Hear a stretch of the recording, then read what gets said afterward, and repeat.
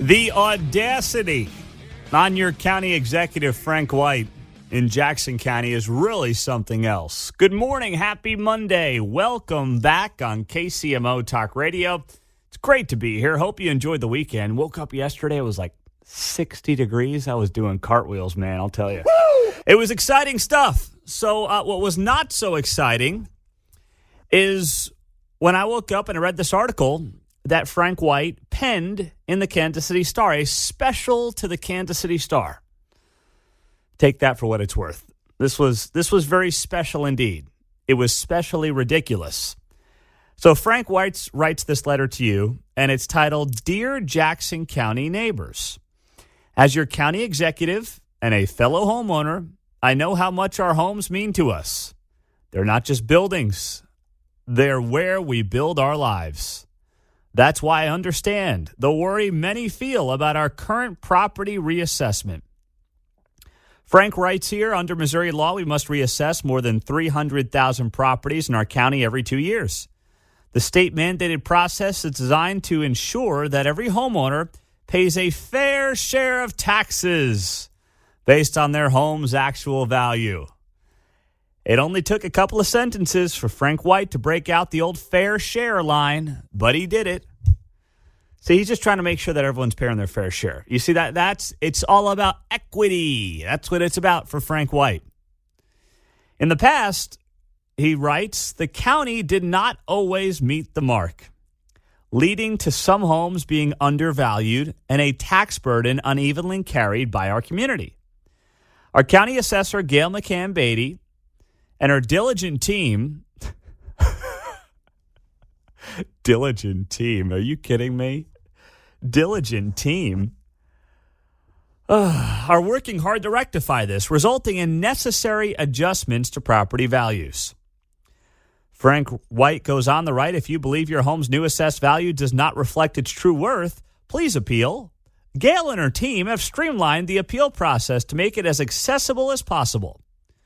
Regrettably, in the midst of this challenging process, some are choosing to mislead rather than guide. Oh, God. Here we go. Cry me a river, Frank White. You're the county executive where thousands of people are potentially getting priced out of their homes. And all you can do is say, regrettably, in the midst of this challenging process, some are choosing to mislead rather than guide. You know, I've been reading this letter. I haven't seen one thing in this letter, not yet, I'm going to keep going, that suggests any wrongdoing on the part of the county. He says here, a proposal by a county legislator to cap increases at 15% is not only illegal, but irresponsible. Proposing an unattainable solution is a disservice to our community and a reckless attempt to win political points. He says, Frank White, we need leaders who promote clarity, not confusion. I mean, I'm getting pissed now. You got to be kidding me. Frank White telling other people that we need leaders who promote clarity, not confusion. Is this some kind of sick and twisted joke? Seems to be. It does. To be that case.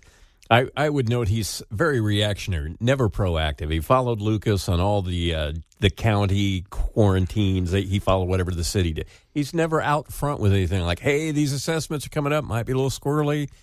You know, please appeal. It's all reactionary after the fact. He does not lead. He'd never been a leader, politically speaking. Maybe he was as a baseball player 45 years ago. John says maybe not so much. Okay, all right. That says plenty. So he goes on the right here, this letter from Frank White to the Jackson County taxpayer in the Kansas City Star. He says, I want to assure you, the county will not profit from these reassessments. Instead, it's about redistributing the tax burden so that people only pay their fair share. That is complete and utter BS from Frank White. Now, yes, the county may lower the mill levy and may make it so that, on average, they're not taking the amount of money out of your pocket in tax dollars that they could based on the reassessment value. But do not kid yourself. The county, unless they dramatically reduce their mill levy, there's no way, in my estimations, that the county's not going to somehow end up profiting more out of this. I mean, it just seems impossible with the reassessments up on average 30%. And by the way, based on the numbers I'm seeing, I'm not even sure how accurate that is and if we're getting the right numbers there, but that's what they claim.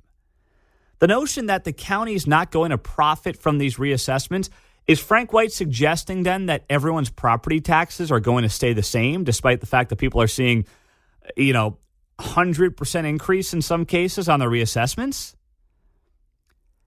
That mathematically does not add up. And to say that, you better line it out. If you're going to write that line in this piece to the taxpayer, which Frank White did, you better line it out.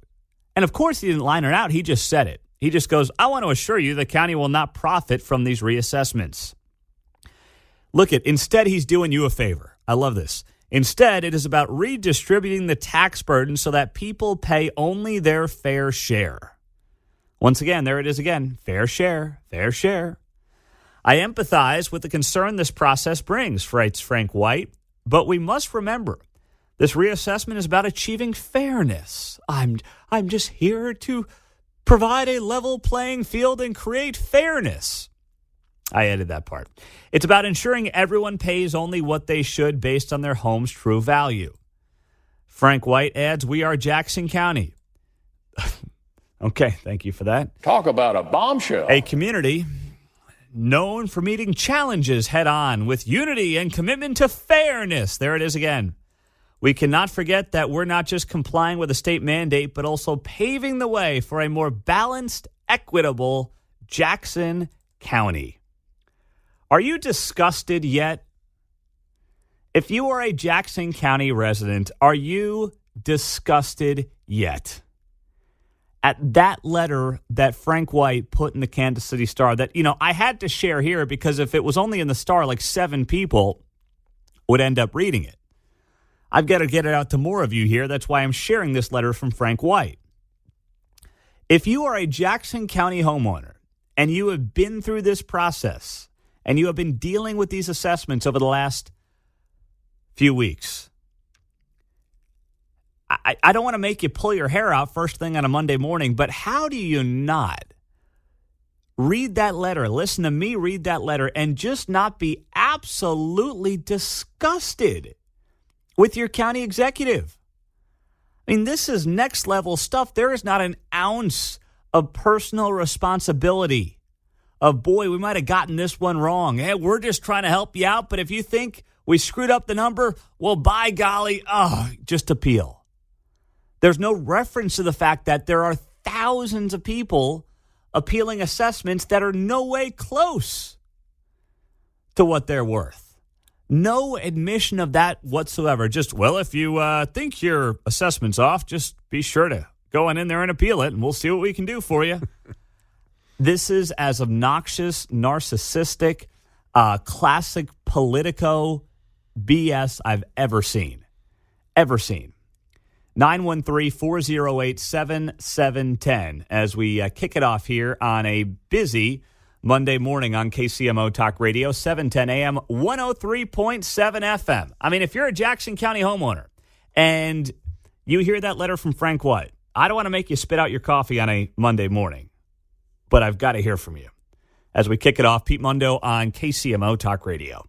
Woo, what a doozy. Way to start off a Monday morning. Frank White with this guest commentary in the Kansas City Star, of course, the Jackson County executive. And if you're a Jackson County resident, you have been dealing, many thousands of you have been dealing with these reassessments that have ended up in your mailbox to the tune of 50, 100, 200% in some cases they've increased. And oftentimes for no rhyme or reason. And there's plenty of horror stories that we've heard around the county over the last several weeks or so. So this comes, by the way, a couple of days after Jackson County did announce the deadline for filing a property valuation appeal has been extended. Today was going to be the deadline. They have extended it to Monday, July 31st. So you now have another 3 weeks, but it doesn't mean that you should drag your feet. But this special from Frank White was something else. It was really something else. Sally is in Independence. What's up, Sally? Good morning. Good morning. How are you doing today? I'm doing well. I didn't mean to ruin your Monday with that letter from Frank White, but how did you feel when I read that?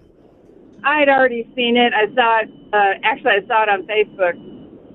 Yeah, it was kind of disgusting. One of the things that struck me about it, well, and I'll have to say my personal assessment, mine went up 85%. Wow.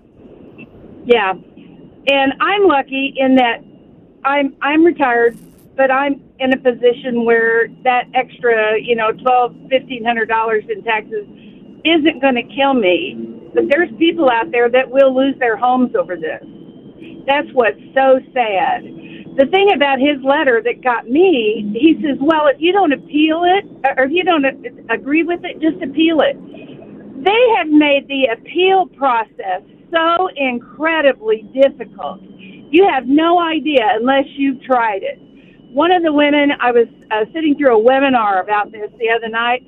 She called 117 times. Wow. And she got hung up on. Now, I personally called, and I got hung up on about 10 or 12 times. That you call, you get in the loop, you get on hold, and then zap, they hang up on you. And really? I just kept, and I just kept calling back. And finally, I got a person, and she was very sweet and took care of my stuff. But it's very, very difficult. Well, they say, well, you can do it online. Well, not everybody has access to a computer. Yeah, exactly right. And by the way, let's be honest too, Sally. Some of the people either aren't comfortable doing it online versus placing the phone call. And some of the folks as well who are going to be most impacted by this, to your point, don't have computer access. The people that are going to potentially lose their homes are those without computer access. That's right. That's where it hits the most and hits the hardest. It's just incredible. And I want to also make a point. Frank White's house, his assessment only went up 7%. Yes. Absolutely right. Absolutely right. I don't know right. if you heard that. And Gail Betty McCann supposedly only went up 15%. Mm-hmm. I know, Frank. So, that has been confirmed that Frank's home went up 7%, which awfully rich. So, Sally, safe to say, with that letter from Frank White circulating on Facebook over the weekend, no one in Jackson County in your circles is buying it or feeling better about things. No, well, in my circle, amongst all of the people that I've dealt with on this and gone to meetings and seminars, everybody is ready to boot him out the door. And there is a movement for a recall, but we're really not hopeful that we'll get it done. We're really not. Yeah. Because, That's I will be watching that. That's going to be, I think we tackle that after we try to get people taken care of on their homes. Absolutely. All right, Sally. Got to get over this hurdle. Yeah, absolutely right. Thanks for checking in. All right. Thank you. Sounds like the county streamlined the process, kind of like we do at radio station. You take every 10th caller, and then everybody else gets hung up on it. Yeah, that's right. Yeah. See, we do that radio because there's one winner, right? Sorry, you're caller 8. Oh, you're all right, caller 10. You're the winner. That's not how it's supposed to work when you're appealing your property assessments. Oh my goodness. Well, I will put this Frank White letter on my social media pages, Twitter and Facebook. He wrote this in the Star over the weekend. The headline, "Don't fall for misleading politics over Jackson County tax assessments. No responsibility whatsoever as the county executive on the royal screw-ups that this county has dealt with over the last few weeks. None whatsoever. No admission that, hey, we shouldn't have hired this company, Tyler Technologies out of Texas, that apparently was one of the big reasons these assessments have been so screwed up. They apparently were sending guys and gals in black hoodies around neighborhoods in Jackson County to try to get these assessments, telling people if you don't let us, peek around your house, we're going to basically throw an assessment out you're not going to like. That's the kind of stuff that was apparently going on. Dan in KC North. Hey, Dan, good morning. Hey, good morning, guys. What's up, Dan? I'm lucky caller number 10. Yeah. Well done there, Dan. Nice job. You're listening closely. Hey, I think Frank White should have stuck to sports, and even parts of that were questionable. But what's going to happen is this is a vicious cycle for the homeowner. About 10 years ago, I went through the same thing. I have to go get a reevaluation on my home. So they come out and they check it out. They charge me $400 for a reassessment. Mm-hmm. And so that year, not even that year, it takes 2 years for that to come off the record. So then when it comes back to the next 2-year assessment, it goes right back up to the same spot. Mm-hmm. And so it's a vicious cycle. Every 2 years you have to fight this, but you only get a break for the 1 year, if you catch my drift. Yes. And then, yes. And that's what's happening. Now, if Frank White really wants to be equitable in all this, what they should go by is square footage instead of location. Dan, that is well done. Now you're on to something, my man. Have a great week. If we truly want to be equitable, neighborhood should not matter all that much, should it? But it's not about being equitable. It's about making certain people pay their perceived fair share. Joe Biden, the media has turned on him. I'll give you 3 examples of that next. Well, no matter how bad a weekend you might have had, and I hope you had a good weekend, but if you didn't have a good weekend, just know that Joe Biden had a worse weekend for a multitude of reasons. Number one, did you see the video of him strutting around, and I'm using that word very loosely, on the beach? I mean, did you see him? He was shirtless on the beach, I assume in Delaware. But he's on the beach, and he's, trying to pick up the beach chair, and it was not a good look. I'll just put it that way. It was not a good look for the big guy as he's trying to pick up his beach chair shirtless on the beach. It was not exactly a look of the most powerful man in the world. We'll just leave it at that on a Monday morning. So that was number one, John. If you didn't see that, that's okay. Kind of bringing down that president's physical fitness badge we used to aspire for in gym class, right? Yes.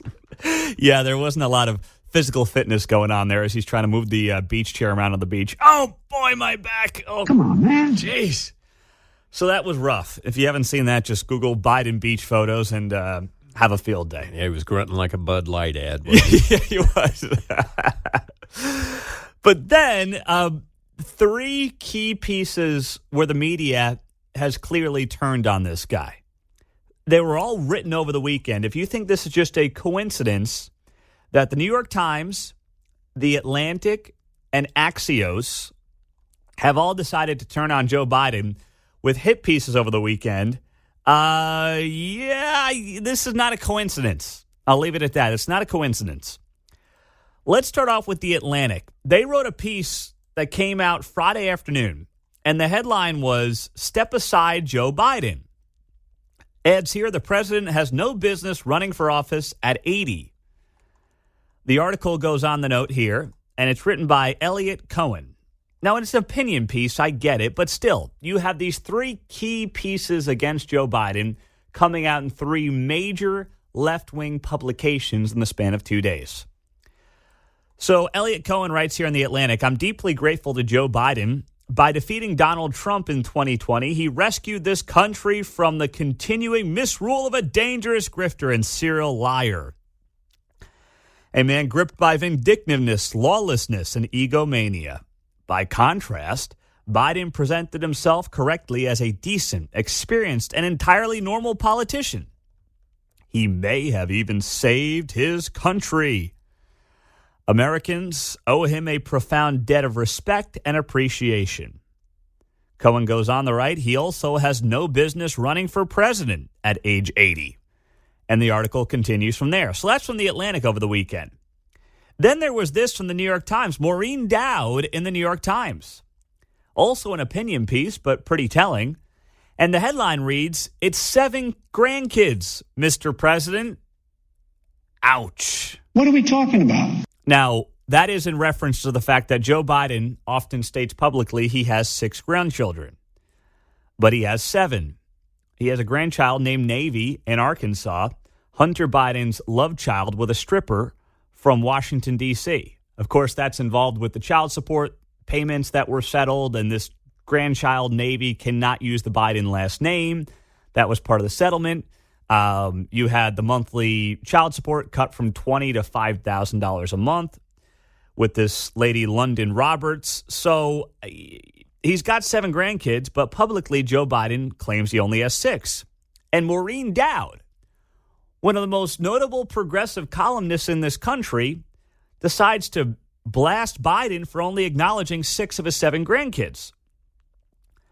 And Maureen Dowd writes here in part over the weekend, she's writing about how her sister's a Republican and even her sister kind of liked Joe Biden, but now her sister's upset with Joe Biden because he only recognizes 6 of his 7 grandkids.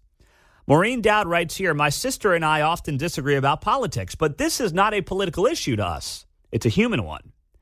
Joe Biden's mantra has always been that, quote, the absolute most important thing is your family, end quote. It is the heart of his political narrative. Empathy, born of family tragedies, has been his stock and trade. Callously scarring Navy's life just as it gets started undercuts that, writes Maureen Dowd. As Katie Rogers, a Times White House correspondent, wrote in a haunting front-page piece last weekend about Hunter's unwanted child, Biden is so sensitive that the only president's most senior advisors talk to him about his son. Rogers said that in strategy meetings in recent years, aides have been told that the Bidens have 6, not 7 grandchildren. Jill Biden dedicated her 2020 children's book to the 6 grandchildren. What the Navy story reveals is how dated and inauthentic the 80-year-old president's view of family really is. That is from Maureen Dowd in the New York Times over the weekend. Just eviscerating Joe and Jill Biden, frankly, for not acknowledging the fact that they have 7 grandchildren. And then there was this that just came out this morning from Axios. Headline, Old Yeller, Biden's private fury. It says here in public, President Biden likes to whisper to make a point. Yeah, man. Yeah. In private, he's prone to yelling. It says here, behind closed doors, Biden has such a quick trigger temper that some aides try to avoid meeting alone with him.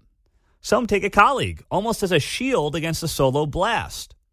The president's rips include, gee, damn it, how the F don't you know this? Don't effing BS me and get the F out of here, according to current and former Biden aides who have witnessed and been on the receiving end of such outbursts. The private eruptions, writes Axios, paints a more complicated picture of Biden as a manager and president than his carefully cultivated image as a kindly uncle who loves aviator sunglasses and ice cream. So this is all in the last 2 days.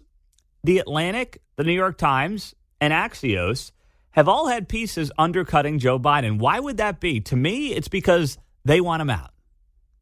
They want to be done with Joe. He served his purpose in 2020. He was probably the only person in that field who could have beaten Donald Trump because he was able to do the old Uncle Joe routine. He was able to do the whole, I'm a nice guy. You've known me. I've been in politics 45 years. I'm not a radical. I'm not a socialist. I'm not a commie. He was able to do that whole dog and pony show. Now, of course, the policies of his have been just as radical as anybody else's who ran in the primary back in 2020. But, he was able to get away with that, and it did work. But now it seems like many are kind of done with him. Many that were longtime allies of his appear to be done with him. And that is what is most telling about this. I don't think this is one big coincidence that you're starting to see more mainstream media turn on Joe and write some of these pieces about Joe. And Maureen Dowd is ripping Joe and Jill for only acknowledging 6 of their 7 grandkids and not acknowledging the one that Hunter had with a stripper a few years ago. And the kid's now in Arkansas, and Hunter's never met him, and they have no connection at all to the Biden family. They can't even use the Biden last name, the kid. I'm not chalking this up to one big coincidence. I'm sitting here and saying they've all finally turned. Now, the problem is, I don't know who they're turning to. Maybe they think Gavin Newsom is going to be the guy. that can somehow save the day for him or at least continue this charade of the administration. Maybe that's it. I don't know. Gavin Newsom has the looks. He's slick. He's a good talker. He's a horrible governor. He's the only guy in the history of California who has overseen a decrease in population for that state. Nobody else has ever done that. But in politics, unfortunately, what you actually do matters a lot less sometimes than how you sound, what you look like, and what you promise, sad to say. So maybe that's the route they think they can go. But overall, I'm looking at this and I'm saying to myself, wow, they have completely turned on this guy. 913-408-7710, 913-408-7710. Pete Mundo on a Monday on KCMO. We'll get to you. And speaking of that, speaking of politics, I want to bring it back here locally. Somebody announced they were running for governor over the weekend, and it was one of the stranger announcement videos you'll see. I'll explain why next. Welcome in. Hope you had a great weekend. Thanks for joining us on KCMO Talk Radio. Tell you what, when The Atlantic, the New York Times, and Axios all have various pieces, yes, some opinion, but still all have various pieces that come out over the weekend trashing Joe Biden. The worst of it came from Maureen Dowd. Probably the most notable progressive columnist in the country for the New York Times, trashing Joe for not acknowledging that he has 7 grandkids. Time's up. By the way, as I look at Fox News right now, and Joe is wandering around Windsor, England with the king, and he literally does not look like he knows where he is right now. He's got kind of that confused look on his face where his eyebrows kind of come into the middle of his face. He's kind of scowling as he's looking at the redcoats. This is actually hysterical. I wish... Oh, my goodness. Oh, boy. It is some look. But it just signals to me that in large part, a lot of these national media folks that were very, very sympathetic and cheering him on 3 years ago now, they're done with them. Problem is, I don't know where they turn. Paul's in Kansas City on a Monday. What's up, Paul? Good morning. Hey, Pete. Yeah, he looks like he's got the old man get off my grass face. Are you looking at that right now, Paul? Are you seeing this? I mean, it is hilarious. He does. He's got the old get off my lawn look going there. What was that? It's embarrassing. But the other thing I was telling John was yesterday, to kind of compound on what you're talking about, is during the interview with the friendly CNN, Fareed, he tells the world that the reason he transitioned to sending the artillery rounds with the cluster munitions is that the United States no longer has an adequate supply of 155 millimeter high explosive rounds. And I was stunned when he said that. Mm-hmm. That the United States of America does not have enough high explosive artillery rounds. The Kansas City Star should ask, hey, did we have enough to train our soldiers at Fort Sill? But yeah, this is another thing. They were scrambling at the White House trying to clean up aisle 4 on that one yesterday. So, yeah, I just giving out military secrets, right? I mean, you kidding me? Yeah, not only that, how did we get to this end state that we don't have enough high explosive artillery rounds? This is, it's a train wreck what they're doing. So I don't know. There's probably parts. There's probably parts stuck on a boat outside of San Diego or something like that. Yeah, but that Maureen Dowd one, when she comes at you, she's that was a telling article. That one there, she's got a history of she's a far lefty Times one. So. Good pickup on that one. Thanks, Pete. Thank you, Paul. When Maureen Dowd, the most notable progressive columnist in the country for the New York Times, not only ripping Joe, but ripping him on a personal front, right? It's not like, hey, your policy on this issue stinks. It's like, basically, you're a sleazeball because you have 7 grandkids, yet apparently you tell everybody you only have 6, and you do that publicly. Like, that's worse than saying, hey, this policy issue you got wrong. That's literally calling out the man's character. And it's also essentially calling him a hypocrite because one thing he always talked about, as Maureen Dowd noted, was what a high character guy he was and is. That was kind of part of his shtick. And now he's got 7 grandkids. He only talks about 6. I mean, it's about time they said something about it. Imagine if that was Trump. Imagine if Donald Trump Jr. had a kid with a stripper. And Trump went around talking about how he only had a certain amount of grandkids and he really had one more. Imagine the way the media would react to that, right? Here's Trump, apple doesn't fall far from the tree, they'd say about Don Jr. This is beneath the White House. We can't have people like this in the White House. They can't even admit they've got 7 grandkids when they've got 6. Didn't say a peep about that until now. That's pretty telling. It's pretty telling. Now, meantime, back here in Missouri, you may have missed it over the weekend. There is a new entrant into the Missouri governor's race. That's right. On the Democratic side, Crystal Quade. Crystal Quade is a Democrat in the Missouri House of Representatives. She is currently the House Minority Leader, so the leader for the Democrats in Jeff City on the House side. She announced yesterday that she is running for governor as a Democrat in Missouri, and here's her rollout video. Hi, I'm Crystal Quade. People say politics can be tough. I tell them, I can handle it.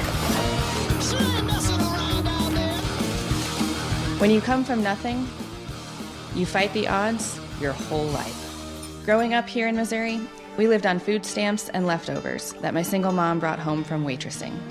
Before school, I'd go to work with her.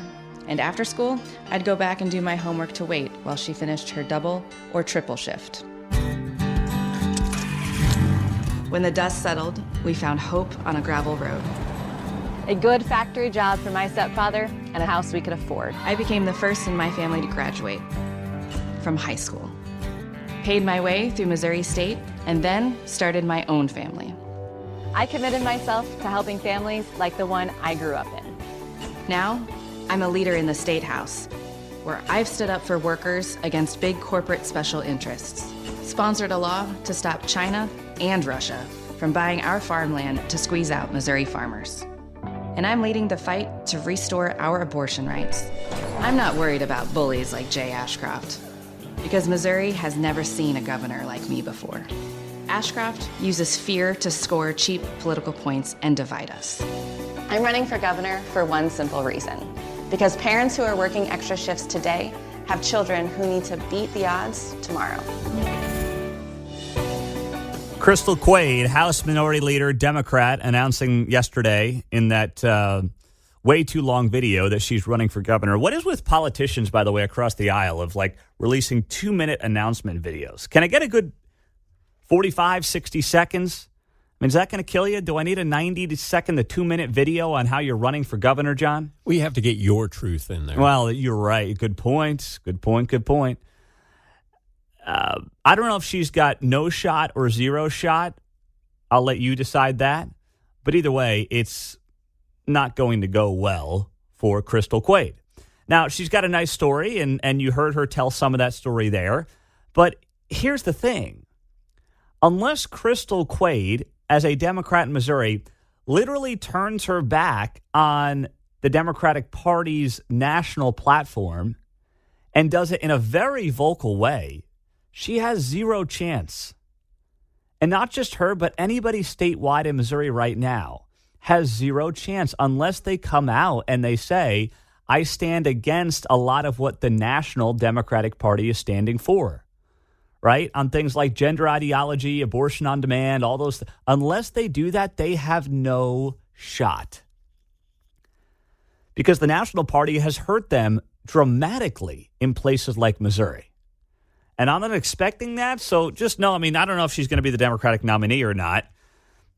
But, good luck. I'll leave it at that. Good luck.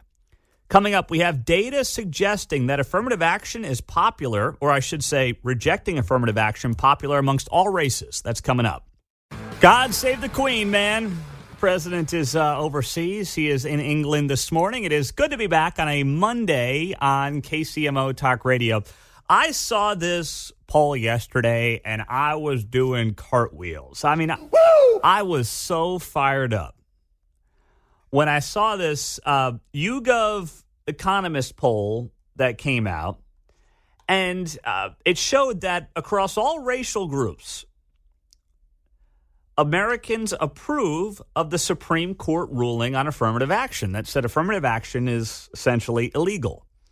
You cannot give preferential treatment to Americans for college admission based on their skin color. You just can't do it. And then in reverse, you can't hold somebody's skin color or ethnicity against them when it comes to college admission, right? Because in a zero-sum world, which is what college admissions are, if you are giving somebody preferential treatment because of their skin color, then that means you're also inherently holding somebody's skin color and ethnicity against them in college admission. That's how it has to work. If you have X amount of spots and somebody gets a boost because of their skin color, then guess what? On the other end, it's going to be ugly because somebody's going to get hurt. So this is, and by the way, this is not what you've been told. This is in no way what you see on social media. This is in no way what you hear on cable news. But here's the first poll that's been done. And the question was as follows. Do you approve or disapprove of the Supreme Court's decision on affirmative action, which ruled that colleges are not allowed to consider an applicant's race when making decisions on admissions? So amongst whites, 65% approve, 23% disapprove. Amongst Hispanics, 45% approve of the Supreme Court decision, 30% disapprove. And then amongst Black Americans, who we've been told Black Americans love affirmative action, they all demand it, they all crave it. Well, how about this? 43% of Black Americans in this poll approve of the Supreme Court's affirmative action ruling. 36% disapprove. And when you dig deeper on this poll, both sexes, all races, every age group, every level of income, all approve of the Supreme Court's decision to reject race-based governance. Across every single group that I just noted there, race, age, both sexes, every level of income. They all say, yeah, the Supreme Court got this right. The Supreme Court was spot on in saying we should not have affirmative action in our college admissions. But man, you go on social media, you look on cable news, and you would have told you were told the world was ending by some people, right? You were told there was no way that certain racial groups could get ahead, that it was unfair, it was not equitable, the phrase of the decade, the word of the decade in some people's eyes. You were sold a bill of goods. But when you go to Main Street, and this is the first major poll that's been shown, when you go on Main Street, what does the polling actually show? Whites, blacks, Hispanics, now Asians were not polled here, men, women, every age group, strongly or somewhat approve of the Supreme Court's ruling. Now that is telling. But just flip on MSNBC, and interesting, a day after or on the day that this poll comes out over the weekend, you have the White House Press Secretary Karine Jean-Pierre going on MSNBC and continuing to make the case that affirmative action is somehow a constitutional right? Doesn't even make any sense, but here she was. What we saw last week, affirmative action, again, taking away important constitutional rights that have been in place for a long time. What? I mean, listen, you have a constitutional right to get preferential treatment to get into college based on your skin color? I'm not going to sit here and pretend I'm a constitutional attorney and I could cite the whole thing front to back, but are you kidding me? Like, I know this much. That ain't in the Constitution. It's not in the Constitution to have preferential treatment if you're of a certain skin pigmentation. I don't even know where they come up with this stuff. Let's not forget this. The president was, when he was a senator, he was the chair of the Judiciary Committee. He is an expert on this. He understands how this works. A lot of these, unprecedented decisions that this SCOTUS has made, they have been held up in the past by Republicans, by Democrats, right? And so there's so much changes that have happened in the past year, and it is, unheard of. It is really wrong what we've seen. Somebody dig up James Madison. Anybody, can someone dig up James Madison for us and ask him whether or not affirmative action's in the Constitution? Right? I mean, anybody? Hello? Oh, we can't. Okay. All right. Fine.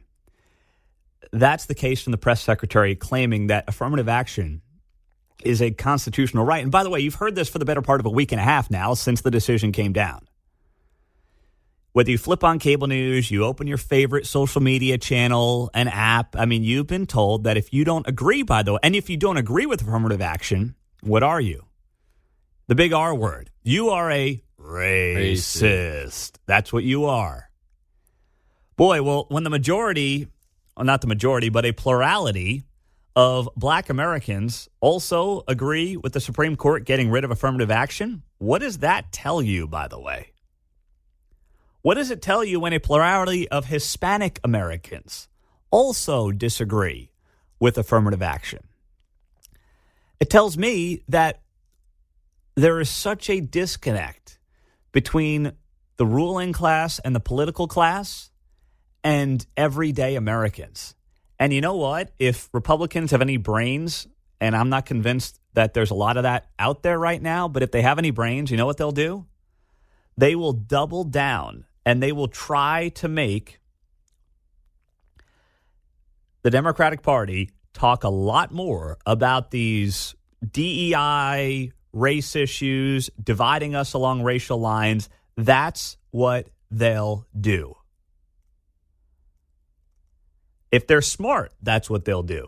They'll hammer this issue. They'll bring this issue up because, by the way, amongst independent voters, it's 57-24, those who approve of the Supreme Court versus those who disapprove of the Supreme Court. I mean, that's a huge number, 57-24. There's not many 57-24 issues these days. But when independents are saying we overwhelmingly, by a 33% or 33-point margin, approve of what the Supreme Court did, hammer that issue all day. Make Democratic candidates defend affirmative action and rip the Supreme Court for their ruling and see how well that goes for them. If they're smart, they'll make this an issue because even Democratic politicians are disengaged from their own constituency, it seems like, on this very issue. And that's what's telling as well. Even amongst Democrats in this poll done by The Economist and YouGov, 36% of self-identified Democrats either strongly approve or somewhat approve of the Supreme Court's ruling. Over 1/3 of Democrats agree with the Supreme Court on saying affirmative action should not be allowed for college admissions. Where else are 36% of Democrats going to agree with this Supreme Court? That's an eye-opener. So bring this topic up again and again and again if you're smart. 913-408-7710. That's also our text line here on a Monday morning on KCMO Talk Radio, 710 AM, 103.7 FM. Stream us, of course, on the KCMO Talk Radio app. Bottom of the hour, Sean Smith, Jackson County legislator, is going to be here and talk about the latest issues as you try to appeal those tax assessments, what's coming up on that front, and also get his reaction to Frank White's letter in the Kansas City Star. That was a doozy. All coming up on KCMO. Well, in Platte County, the sheriff's office is investigating a shooting that happened Saturday night near the Vivian West Shopping Center. Now, you might say, well, okay, I mean, shootings happen. Why is this one different? Well, the reason this one's different is it was over a food order, allegedly. That's right. Yeah, it was over a food order. So at about 5:20 on Saturday night, Riverside Police Department and the Platte County Sheriff's Office responded to a shooting at a restaurant in Northmore. Now, they haven't, and I've read 3 different news stories on this. They're not saying which restaurant this was at. But a 24-year-old female employee of the restaurant was injured after a single shot was fired. The shooting allegedly occurred after an argument over a food order at the restaurant. Witnesses reported seeing and hearing an altercation between restaurant employees and the alleged shooters. Police say one of the 2 suspects reached over the counter, attempting to assault one of the employees after making numerous threats. The probable cause states how things continued to escalate as one of the suspects pulled out a gun from her waistband and threatened to pistol whip an employee. Witnesses also reported seeing one of the suspects produce a handgun and point it at the back of the head of one of the employees as they were trying to kick the 2 women out. The court documents indicate as they walked outside, one of the suspects turned back and fired her gun.